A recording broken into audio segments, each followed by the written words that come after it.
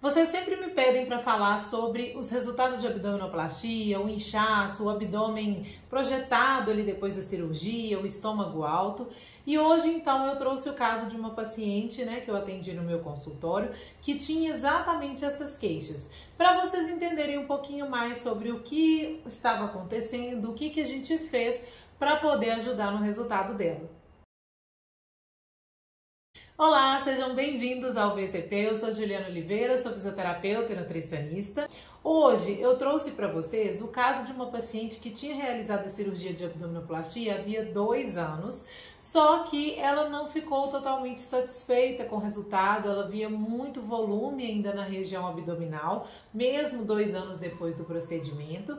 Então achei interessante trazer o caso dela aqui para você que vai fazer uma cirurgia de abdominoplastia, poder se preparar melhor, poder entender quais são as possibilidades que existem para otimizar os resultados. E você que já realizou e pode estar com um caso parecido com o dela, às vezes com algumas queixas também depois da cirurgia, e entender o que pode ser feito. Ela é uma paciente de 49 anos que já tinha passado por 4 gestações, sendo 3 partos normais e 1 parto cesariana. E devido a isso ela ganhou muito peso, mudou a sua composição corporal, acabou ficando ali com excesso de pele. Então por isso ela tinha todas as indicações realmente para a cirurgia de abdominoplastia. E quando foi em 2020, ela resolveu então realizar a cirurgia. Na época ela procurou 2 cirurgiões plásticos. O primeiro cirurgião falou com ela, que talvez ela não ficasse com o abdômen tão retinho assim, porque ela tinha ali, as costelas um pouco mais projetadas, um pouco mais abertas. Então que ele iria fazer a cirurgia, mas não sabia dizer, como seria o resultado depois da cirurgia. E o outro cirurgião também que ela buscou, mas ele já garantiu, já falou que ela ficaria com o abdômen bem retinho, da forma como ela gostaria. E por fim ela acabou optando em fazer a cirurgia então com esse cirurgião. Ela me disse que ele não passou nenhuma orientação alimentar mais específica, falou para ela que ela poderia comer o que ela quisesse, tanto antes quanto depois da cirurgia, e que no pós-operatório ela apenas precisaria fazer algumas sessões de drenagem linfática por causa do inchaço. Então ela fez a cirurgia e ela me relatou que no primeiro dia que ela tirou a cinta ali, no primeiro dia de pós-operatório, ela ficou um pouco assustada com o volume abdominal, ela realmente viu que estava muito inchada e o abdômen muito distendido, então ela ficou preocupada porque não era o que ela esperava encontrar após a cirurgia.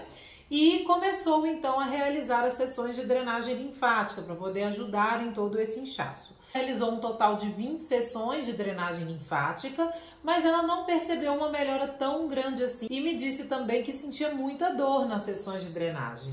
Outra questão também que gerou muito incômodo para ela foi que o intestino dela ficou preso muitos dias depois da cirurgia. Foram quase 10 dias que o intestino ficou sem funcionar, ela ficou com muita dor abdominal, o abdômen também muito distendido, foi bem desconfortável essa situação para ela. Então depois disso tudo ela retornou novamente ao cirurgião, ela ainda sentia que estava bastante inchada, ela teve uma pequena complicação ali nos pontos mesmo da cicatriz, ele cuidou, passou a medicação que ela tinha que usar na época e pediu então para que ela esperasse um tempo, até o organismo desinchar um pouco mais, para que ela começasse ali a fazer alguns exercícios na academia, porque ele via que ela tinha um pouco de gordura mais interna, a gordura visceral, que não é possível remover com a cirurgia.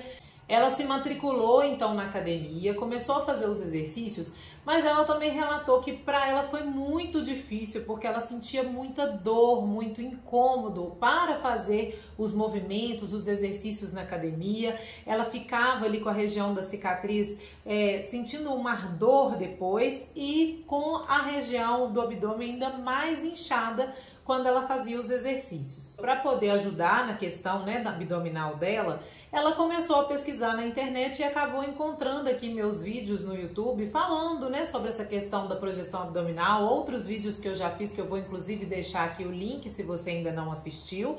E ela então achou interessante, ela viu eu falando um pouco dos exercícios hipopressivos, que seriam interessantes para essa questão específica, do abdômen projetado, e ela buscou então um profissional para poder fazer esses exercícios hipopressivos. Ela fez durante um tempo, mas ainda assim também não viu muita melhora.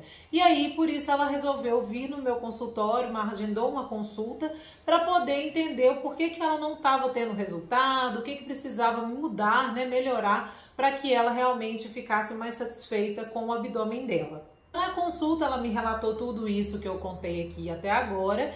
E eu fui então fazer a minha avaliação mais específica, primeiramente na parte alimentar, né? O que ela estava consumindo hoje, o que a gente poderia melhorar nesse quesito. Antes de realizar a cirurgia, ela estava com um peso de 50 quilos e hoje ela está com 57. Ela falou que ela realmente depois, com esse processo todo, ela deu uma relaxada na alimentação, né? Estava consumindo outras coisas que ela nem consumia tanto no seu dia a dia, porque quando eu fui avaliar a alimentação dela, ela até tem uma alimentação bem saudável, porém a gente precisou fazer alguns ajustes nos horários em que ela consome alguns alimentos e também nas quantidades, porque com certeza isso ajuda, né, para que ela tenha também um resultado melhor nessa perda da gordura visceral. O intestino dela, desde a época da cirurgia, ainda não tinha normalizado, ele era mais preso, então foram outros ajustes que eu fiz também para poder ajudar nessa parte, igual eu explico e ensino lá no programa NutriPlast.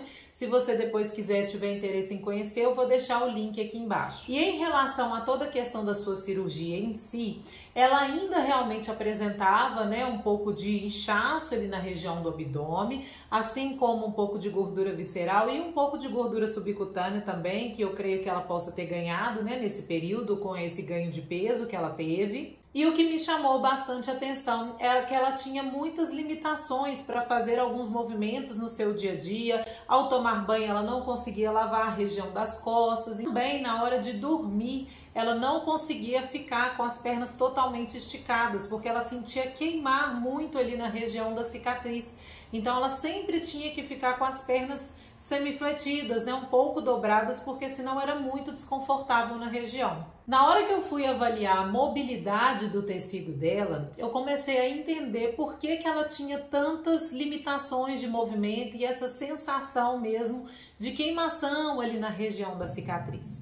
Para vocês entenderem isso um pouquinho melhor, é importante a gente entender que entre as camadas de tecido que nós temos, né, no nosso corpo, existe um deslizamento entre essas camadas teciduais. Se a gente tem por algum motivo uma perda, uma diminuição desse deslizamento natural que ocorre entre essas camadas, nós temos ali pontos, né, que ficam mais presos.